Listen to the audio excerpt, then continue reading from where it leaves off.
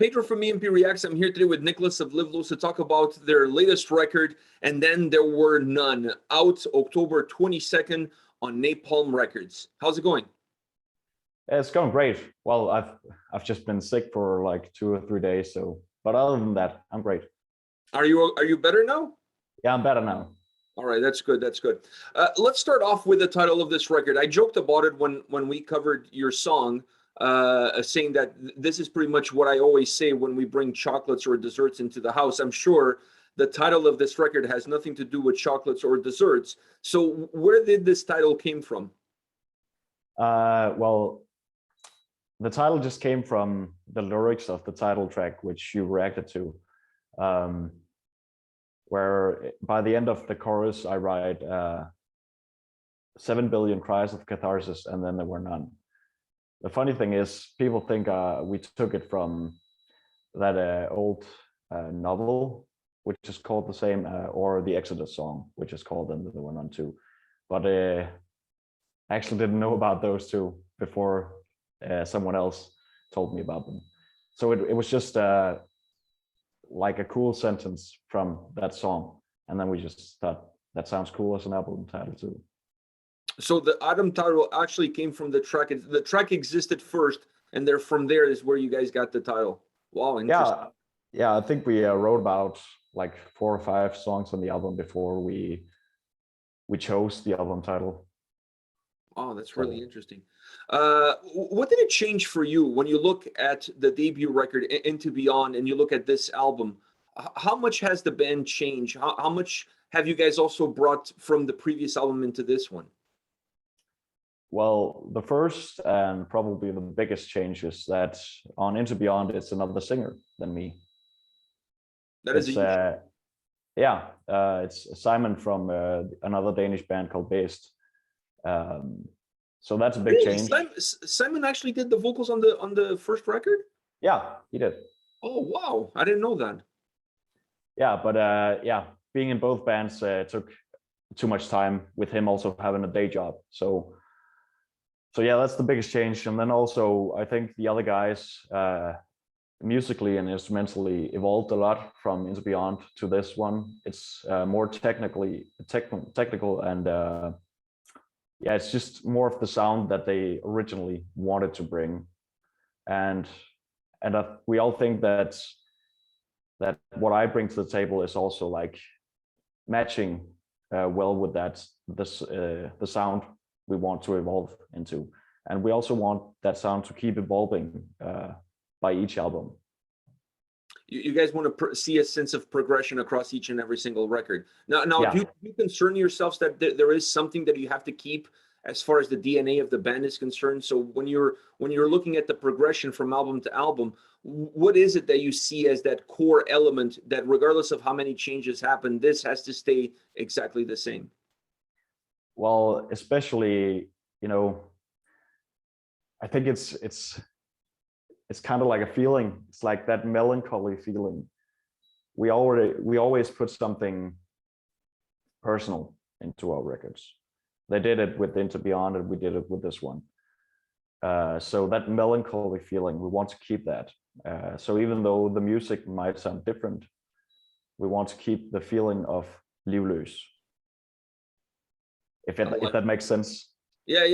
I understand what you're saying. Like, you want the atmosphere to stay as consistent as possible, regardless of how diverse the soundscape might be from album to album. If I understand you correctly. Yeah, exactly. Because we don't want to be tied down by the last record or the last record before that. We always want to make the music that we kind of want to hear from other bands. Mm-hmm.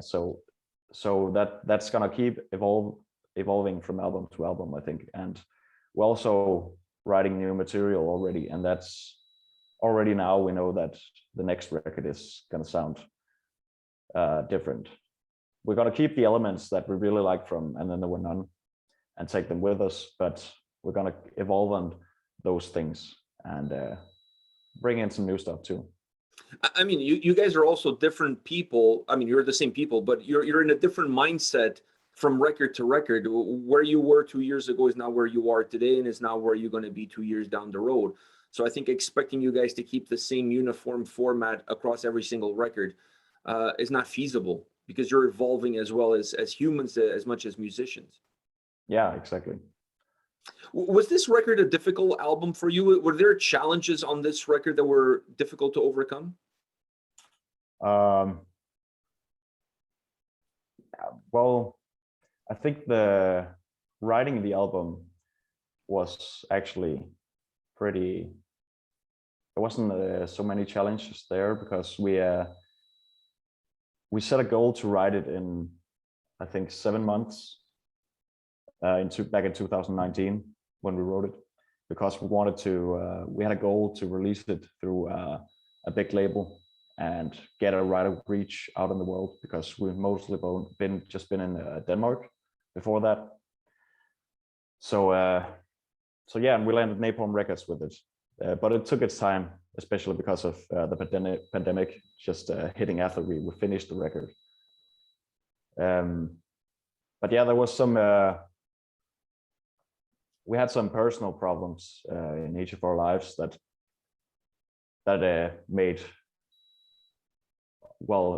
it challenging in other ways.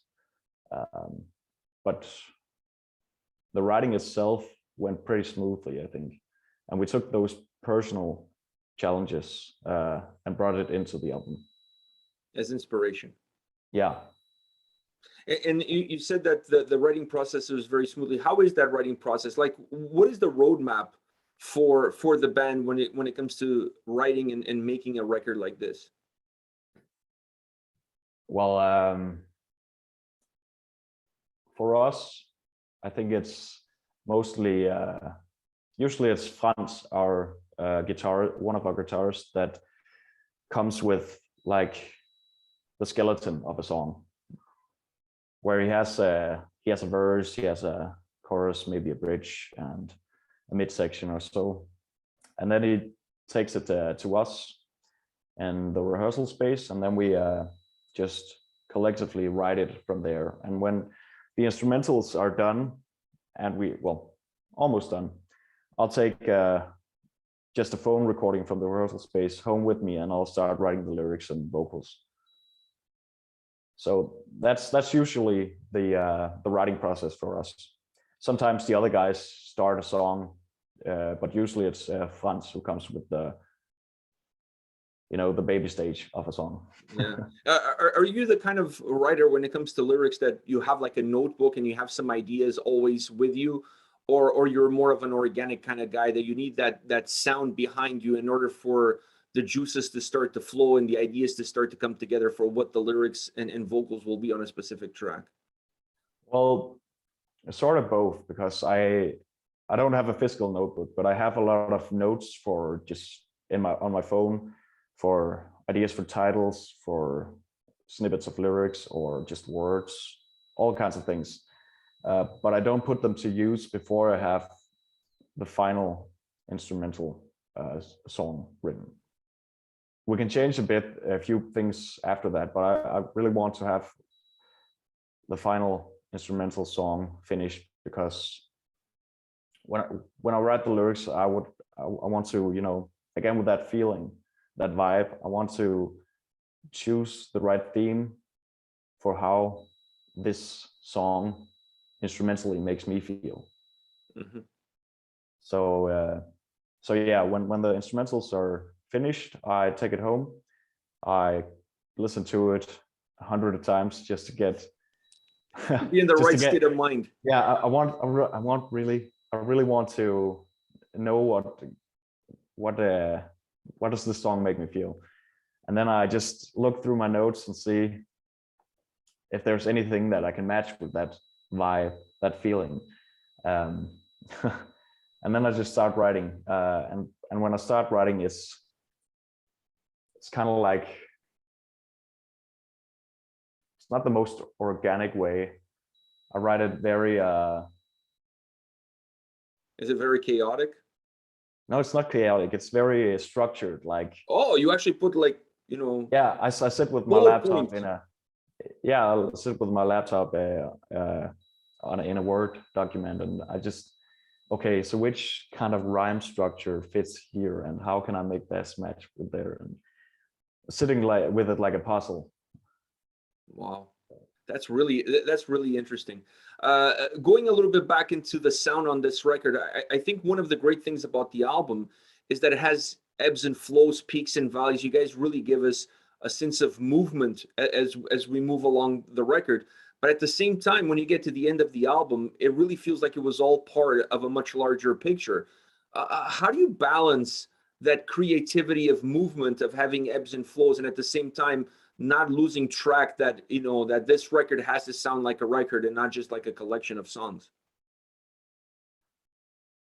Well, with this album, I think that it's a bit of there's a bit of luck in there, because we had a short time frame, because during those 7 months we also had shows to play and to rehearse to, so it wasn't all writing during those 7 months.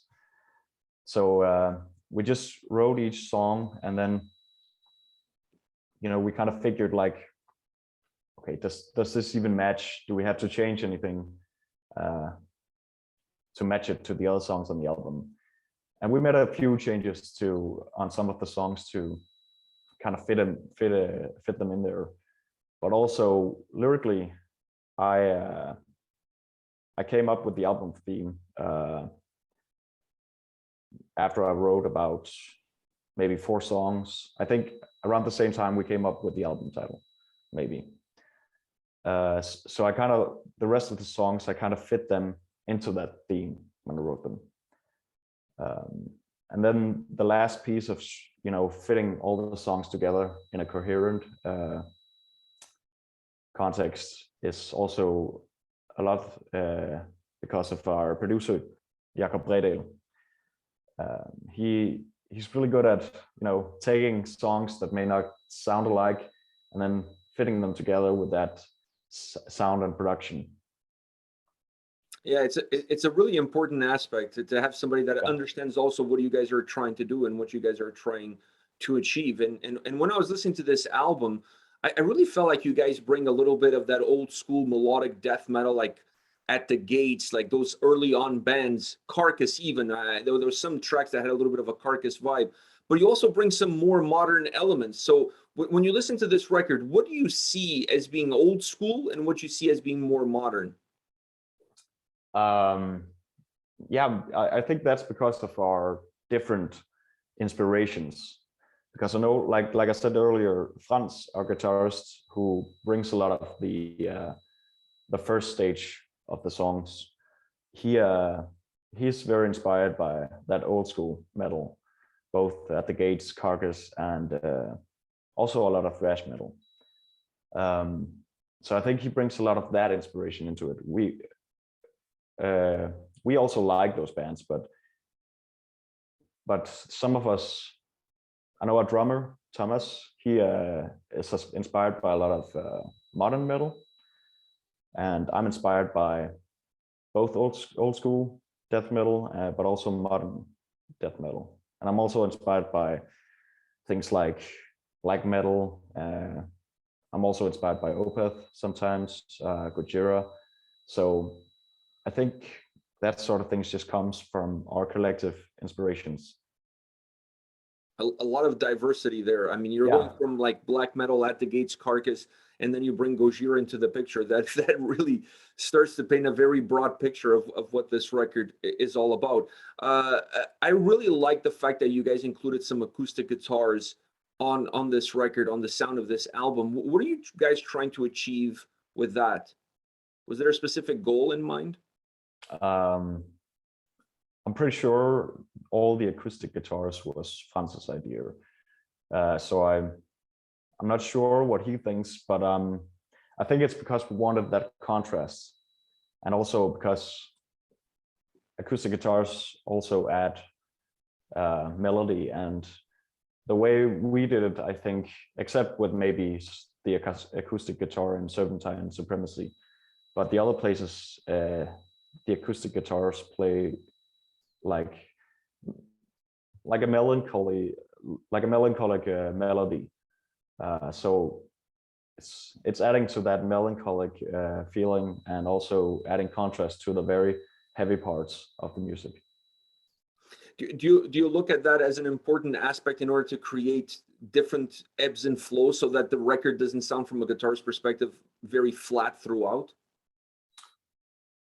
It's not the most important part, I think. It's a part we really wanted to include in this record, also because we had ideas for it multiple places, so it's kind of like a thing we wanted to do on this album.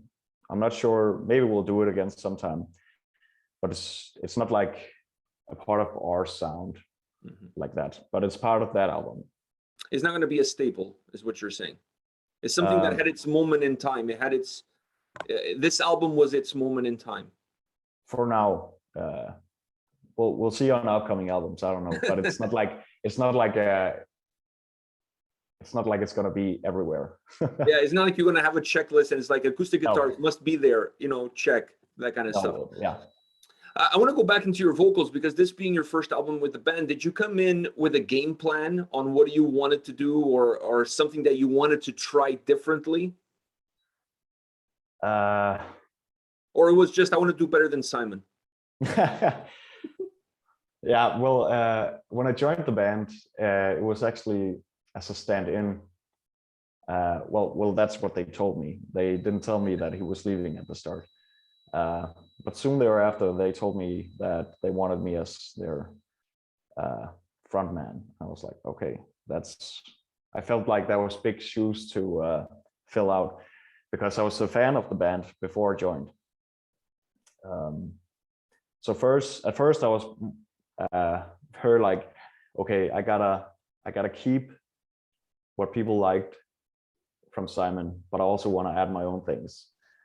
And I tried to do that with our first single with me, which it's not on the album, but the song "Rotten Ruin," if you heard that one. Yeah, so that I tried to keep a balance there, but on this record, I felt like, okay, it's easier just to rip the bandage off and just do my thing, because I think it's always going to be a compromise if I try to do both instead of just doing what I do best. I agree 100%. I think if from a singles perspective, it makes sense, because that was kind of your introduction. But now when you look at the record itself, it has to be you. Otherwise, what's the point? Yeah. Yeah, especially, and we might lose a few fans on it, but we're also going to gain a hell of a lot of new ones. So, you just got to make a choice. I think you're going to be fine. Yeah, I think you're going to be fine. I think so too. What was the most challenging song for you on this album vocally? Oh, vocally, it will have to be either the title track "And Then There Were None," "Pallbearer," or "Gallows." Wow, those are 3 strong tracks. Yeah, but well, "And Then There Were None" were the hardest one at the start, because there's like, from the first verse to and then the bridge, and then the chorus, I have a lot of words to say in that short span, and I should maybe have removed my part in the bridge where I say, "Bleed us all dry, like we drained you of your life." That I pushed myself a little much there, but I found a way to do it live. And then there's "Pallbearer," which I'm doing good on that now. I think I'm ready to play that live. And then there's "Gallows." It's not that it's that hard anymore, but it's going real fast on that one. So I'll have to. It's one of my favorite songs of the album, "Gallows." I just love that track. Yeah, I love it too. It's also, the lyrics are pretty personal to me, so I love that one, and I can't wait to play live. But it's 3 hard tracks. There's a lot of words for me in there. So you got 3 hard tracks, and those 3 are all going to be making it to the set list? Yeah, of course. I mean, I don't want to write anything that I can't play live. Simple as that. If I can't do it in one take in the studio, I'm just gonna have to learn it. Well, what is the biggest strength of this album in your view? Well, first of all, like we just talked about, those 3 tracks were hard for me in the beginning. I think we all of us collectively really pushed ourselves on this record, what we can do technically, and we're gonna continue pushing ourselves like that on each album. But other strengths is that I think we added a lot more diversity than before, because if you take our EP, that started more as like groove metal, like it wasn't that modern groove metal, it wasn't much melodic death metal, and then by Into Beyond added more melodic death metal, but it wasn't as technical as this one, and it wasn't as diverse as this one, I think. So I think this one is just adding a lot more flavors when you listen to it, and diversity. Each song is more different from the last, but still coherent. Mm-hmm.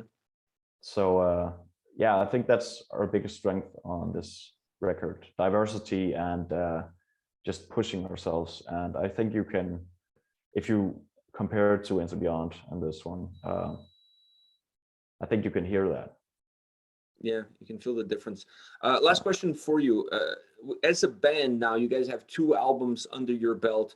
Now you're signed to a major label, which is going to allow you guys to have a lot more exposure to your music. And as you start to work, because I know you already said you were working already on some new songs for the next album, what do you see the next steps for the band as you open the doors into the future? Next steps. First off, we're gonna support this album with as much touring as we can. We have our Europe tour with 1914 and Convent. It's called Napalm Over Europe. Yeah, it's that's a killer lineup, by the way. Yeah, April and May next year. So I think it's 29 concerts on that tour. And then we're gonna hopefully play a lot of festivals next summer, and then maybe do a smaller tour in the later next year. Yeah, just gonna support the album as much as we can. We have extra content. We have our track by track videos on YouTube. More of them will come out. Then we have some playthroughs, and yeah, we'll just support the heck out of this album. And then when the time is right, we'll hit the studio with the next album, and yeah, and deliver another great record. Yeah, and we're already really excited for the next one. We think it's gonna push it even harder than this one. Well, discovering you guys in 2021 is perhaps one of the highlights of the year, I must say. So thank you very much for the record that you've given the world. Thank you for sharing it. And today, thank you for taking the time and talking to me about it. So, you guys have been amazing on this second record. Thank you. And replacing Simon was the best thing the band ever did. That's great to hear. Thank you for that. Don't tell him that. Don't tell him that. Otherwise, he's going to come after me. I love that dude. I love that dude, but don't tell him that. Yeah, he's a great guy. But yeah. I'll send him the link. just copy and paste this last bit, and then just send that to him. I'll just cut out this snippet and just post it on my story on my Facebook and Instagram. And tag him. Yeah, and tag him. Tag him everywhere. Niklas, thank you very much for your time, man. It was an absolute pleasure. You're the best. Take care. Thank you for having me. Take care.